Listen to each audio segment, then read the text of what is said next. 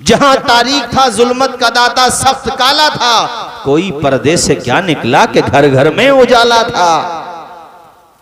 पूरे मक्का में चर्चा है कि ये रौनक है कहां की।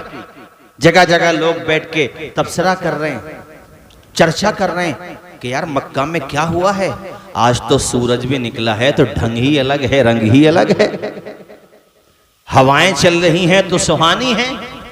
आखिर हुआ क्या है मक्का में, हर किसी की जबान पे चर्चा था। एक खातून गुजर रही थी सहने काबा के पास से, वहां पे सारे लोग खड़े होकर के अपने अपने घर की दास्तान सुना रहे थे। नाजिम साहब, मौलाना जाबिर साहब सुनो। एक बंदा कह रहा था कि रात में मैं सोया तो हमारे घर में कुछ भी नहीं था, हम भूखे सोए, क्योंकि कुछ खाने को था ही नहीं। बकरियां पलती हैं घर पे, तो बकरियों के थनों में भी दूध का एक कतरा नहीं निकला, हम सब भूखे सो गए। सुबह उठे तब भी भूखे, मगर मुझे मेरी दुल्हन ने उठाया, मेरी बीवी ने उठाया और उसने कहा सब ने नाश्ता कर लिया, तुम ही बाकी बचे हो। मैंने कहा रात ही रात में क्या हो गया, हम सोए थे तो घर में कुछ नहीं था खाने को। अब ये कहां से कहानी सुना रही हो कि सब ने नाश्ते कर लिए, मैं ही बाकी बचा हूं। तो बीवी ने मुस्कुराते हुए कहा था पहले नाश्ता करो बाद में बात होगी। ये तो हमें भी नहीं पता, हम तो सुबह उठे हैं तो बकरियों के थन दूध से भरे हुए थे, हमें नहीं पता दूध ये आया कहां से, ये बरकत का मामला हुआ क्या है। मगर मैं इतना जानता हूं कि मेरे घर में सबने नाश्ता किया, बकरी के थन का दूध पिया, सब शिकम शेर हो गए, मगर दूध फिर भी खत्म नहीं हो रहा है। आखिर मक्का में हो क्या गया है। वो ये बात कह के खामोश हुआ तो एक शख्स और खड़ा हो गया। उसने कहा मैंने अपनी बहन को बड़े बड़े अच्छे तबीबों को दिखाया, बड़े बड़े अच्छे डॉक्टर और हकीमों को दिखाया, मेरी बहन ठीक नहीं हो रही थी। लेकिन रात ही रात में क्या हुआ, सुबह मेरी बहन ठीक ठाक चल रही थी, ठीक हो गई, शिफा मिल गई, कुछ तो बड़ा हुआ है। ये सारी बातें काबा शरीफ के पास बैठ करके लोग कर रहे थे। एक बूढ़ी औरत वहां से गुजरी, उसने कहा लोगों जिस बात का तुम तस्करा कर रहे हो मुझे पता है, तुम जो बातें कर रहे हो मैं जानती हूँ, आओ मेरे साथ चलो, मैं तुम्हें वो बच्चा दिखाती हूँ जिसके आने की बरकत से मक्का का माहौल बदल गया है। आओ मेरे साथ चलो, मैं तुम्हें वहीं पर लेकर के आऊंगा जहां से मैंने बात छोड़ी है। सारे लोग पहुंचे तो वो क्या सुहाना मंजर था। आमना का घर था, बुक्के नूर बना हुआ था, नूर छन छन के बरस रहा था। वो ऐसा मंजर था कि जिस सुहानी घड़ी चमका तैबा का चांद, उस दिल अफरोज साथ पे लाखों सलाम। यतीमों को सहारा मिल गया, बेवाओं को सहारा मिल गया, कमजोरों को सहारा मिल गया। यतीम भी मुस्कुरा रहे हैं, बेवाएं मुस्कुरा रही हैं, मेरे साथियों सबको सहारा मिल गया।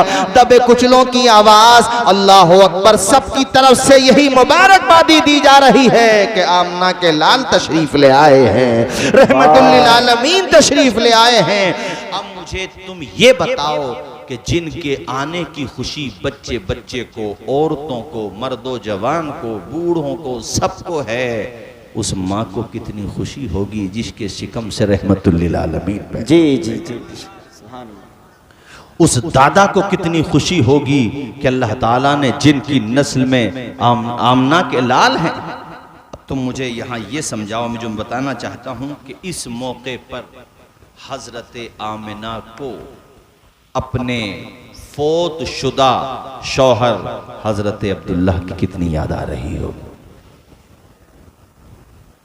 मैंने इसलिए सुनाया क्योंकि ये गम का मौका है हमारे के हवाले से। किसी के घर बच्चा पैदा हो, उस मौके पर एक औरत को जब वो उम्मीद से होती है, और ख़ास तौर पे जब डिलीवरी का वक्त होता है, बच्चे की विलादत का वक्त होता है, दर्द ज़े शुरू होता है, तो सबके सहारे अपनी जगह माँ का सहारा भी बड़ा सहारा है, बाप का सहारा भी बड़ा सहारा है, घर में दीगर ख़वातीन का सहारा भी बड़ा सहारा है। लेकिन उस मौके पर सबसे बड़ा सहारा एक औरत के लिए अगर होता है तो उसके शौहर का सहारा होता है। उस मौके पर सबसे ज्यादा औरत को अगर ख्याल होता है तो अपने शौहर का होता है, इसलिए कि जो खुशी आने वाली है वो उसी के शौहर की तो निशानी है, वो माँ की निशानी है, शौहर की निशानी है। उस मौके पर कितनी यादें और कितनी तमन्नाओं का अंजुमन और कितनी मोहब्बतों का नशेमन आबाद होता है। उस मौके पर औरत किस कदर अपने शौहर को याद करती है मेरे साथियों। और ये तो बच्चा भी वो आ रहा है जो कायनात में आज तक कोई बच्चा वैसा पैदा नहीं हुआ, न कभी होगा। वो यकताए रोजगार हैं, तुझे यक न यक बनाया, तुझे हमद है खुदाया। न कोई हुजूर जैसा कोई आया ही नहीं था, न कोई आएगा।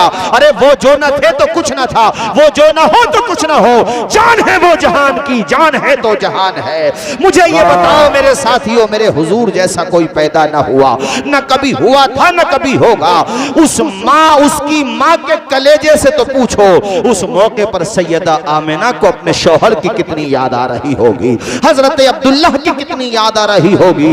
ये मौका खुशी का है और खुशी के मौकों पर अपनों की बड़ी याद आती है। एक दुल्हन को शौहर की बड़ी याद आती है।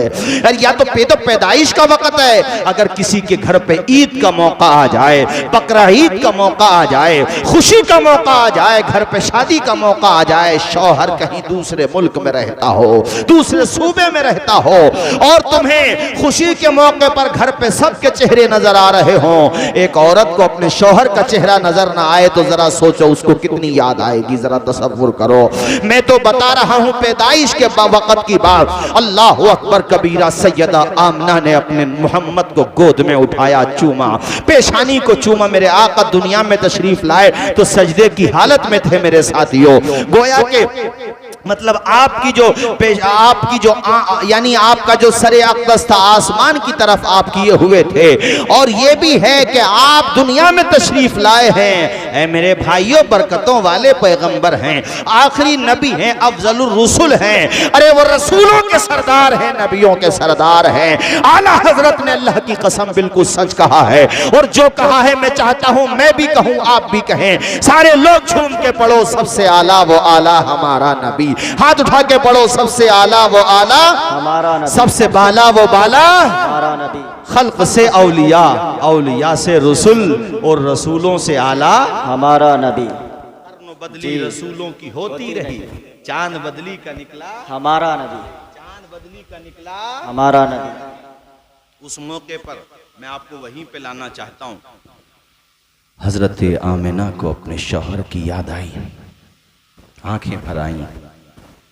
इतने में हजरत अब्दुल मुत्तलिब दादा, उन्होंने जब सुना बड़े खुश हुए और हर जबान पे चर्चा, अब्दुल मुत्तलिब कैसा पोता हुआ है तुम्हारे वहां पर, कितना खूबरू है। हमारे घर की औरतें तो जब से देखकर आई हैं जबान पे उसी का चर्चा हो रहा है।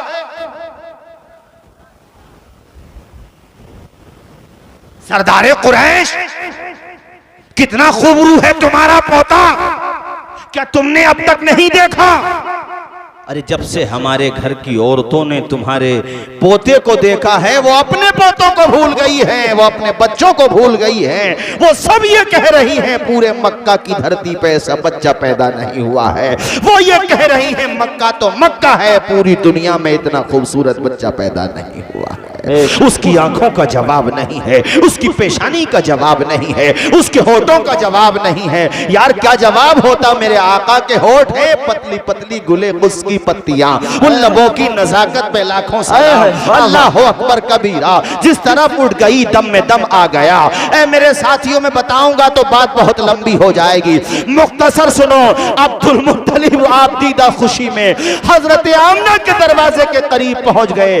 जो यहाँ बैठे हैं ऐसे लोग जिनके बेटे फौत हो चुके हैं शादी के बाद, जिनकी बेटी फौत हो चुकी है शादी के बाद, वो इस दर्द को समझ जाएंगे कि एक बाप के लिए जवान बेटे की लाश उठाना या जवान बेटी की लाश उठाना ये कितना बड़ा गम होता है। वो इस जुमले को समझ जाएंगे आसानी के साथ। अब्दुल मुत्तलिब जैसे ही आमना के घर के दरवाजे के करीब पहुंचे, अब्दुल्लाह की याद आई, अपने जवान बेटे की याद आई और आप रो दिए। मगर फिर दिल में ये बात आई कि मैं घर में दाखिल हुआ, आमना ने मुझे रोते हुए देख लिया तो वो सिन्फ नाजुक है, वो एक खातून है, वो अपने पैमाने सब्र को, उसका पैमाने सब्र टूट जाएगा, लबरेज हो जाएगा।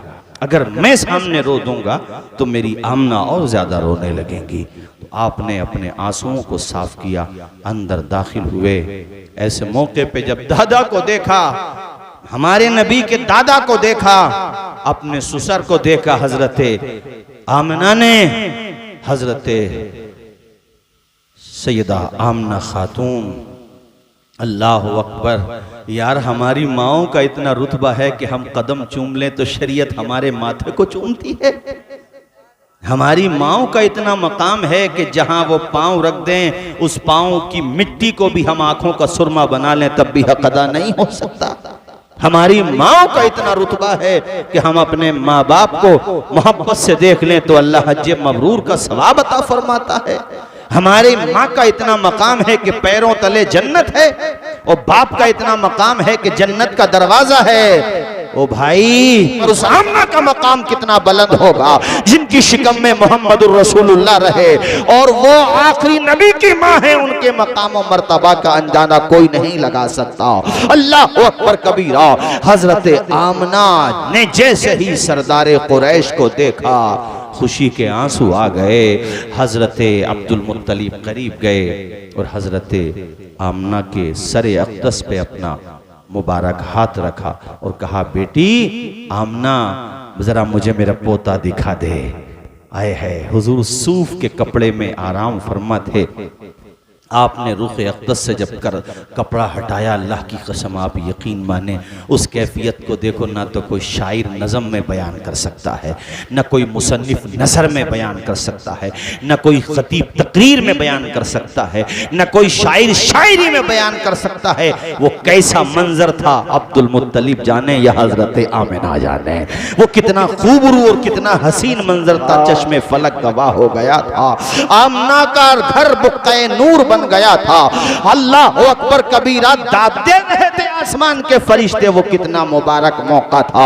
हजरत अब्दुल मुत्तलिब को इतना प्यार आया, इतना प्यार आया, अपने सारा प्यार समेटते हुए अपने बाजू में जमा कर लिया और दोनों हाथों को बढ़ाया, अपने पोते को उठाया, सीने से लगाया, चूम लिया, मुस्कुरा के बोलो सुभान अल्लाह। अभी मेरे आका पालने में हैं, मगर दादा को आंखें खोल के देखते हैं तो मुस्कुरा जाते हैं। मुस्कुराहट में इशारा इस तरफ है, दादा मोहम्मद आ गए हैं, गरीबों की तकलीफें दूर होंगी। आमिना तो मेरी माँ है, आमना की तकलीफें दूर हो जाएंगी। बेवाओं की तकलीफें दूर करने आ गए हमारे नबी, यतीमों की तकलीफें दूर करने आ गए हमारे नबी। तुम्हें बताना ये चाहता हूं, जो असल बात है वो अब सुनो।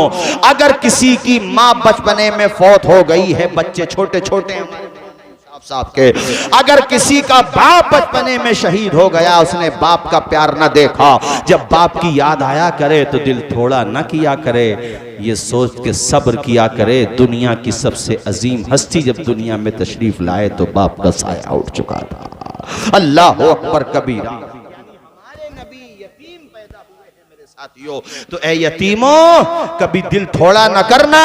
अल्लाह अकबर, तुम्हारे लिए कोई हो ना हो, मगर आमना के लाल का सहारा है तुम्हारे साथ। बोलो झूम के सुभान अल्लाह। ओ बुलंद आवाज से बोलो सुभान अल्लाह। ऐ मेरे भाइयों, हजरत अब्दुल मुत्तलिब बड़े खुश हुए और आपने अपने पोते को गोद में उठाया और कहा, आमना बेटी, मैं खाने काबा का तवाफ करके आता हूँ, शुक्राने का, अल्लाह का शुक्र अदा करूं और अपने पोते को गोद में लेकर के जाता हूँ। हजरत आमना ने कहा, ठीक है सरदार कुरैश, जैसे आप बेहतर समझे। हुजूर को गोद में लिया। गोद में लेने के बाद जो हजरात यहाँ पे हुज्जाज हो चुके हैं, जिन्होंने हज की सआदत हासिल की है, वो जानते हैं कि हुजूर के मकान से खाने काबा का फासला ज्यादा नहीं है, करीब ही में है। सफा मरवा है, सफा मरवा के बाद इधर हुजूर का मकान है, इधर खाने काबा है, बिल्कुल करीब में, ज्यादा दूर का फासला नहीं है। सुनो भाइयों तवज्जो के साथ, हजरत अब्दुल मुत्तलिब हुजूर को गोद में लेकर के खाने काबा की तरफ चल दिए। चेहरा इतना प्यारा था कि अब्दुल मुत्तलिब की निगाहें हुजूर के चेहरे से हटी कहाँ रही थी। कदम बढ़ रहे थे, काबे की तरफ निगाहें जमी हुई थी मोहम्मद मुस्तफ़ा की तरफ, और चलते चलते कब खाने काबा के बिल्कुल करीब आ गए पता ही नहीं चला।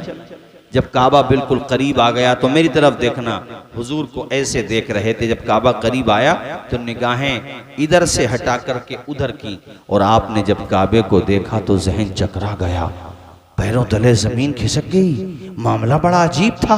आपने सोचा या अल्लाह मामला क्या है, इसलिए कि सोच में पड़ गए कि मेरे कदम बढ़ रहे हैं काबे की तरफ या काबा बढ़ रहा है मोहम्मद मुस्तफा की तरफ, जिसके सजदे को मेहराबे काबा झुकी उन भवों की लताफत।